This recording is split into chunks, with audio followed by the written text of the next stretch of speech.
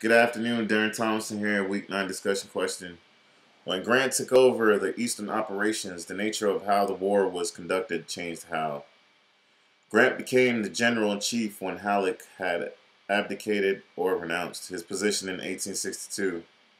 Though Grant refused to be a desk general and therefore led by a soldier's side, Lincoln could trust Grant to act decisively without any direction from the higher up in command.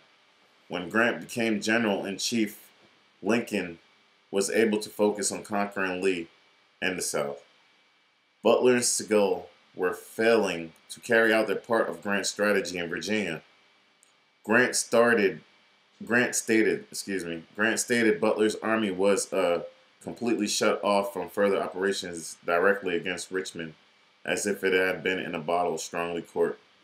Butler and other leaders did not follow Grant's direction or plans, well, if at all, and therefore it made it difficult for Grant to continue to conquer the South and its armies. When Grant took over the Eastern operations, the nature of how the war was conducted changed and how Grant led with his soldiers. Grant was on the front lines, so he saw where there were failures in his armies. Grant was strategic in his maneuvers and in his directions. The war was no longer conducted blind. The war was now conducted with direction, strategy, skill, and no patience for failure.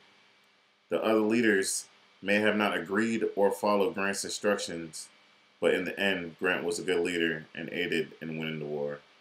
And that concludes my Week 9 discussion question.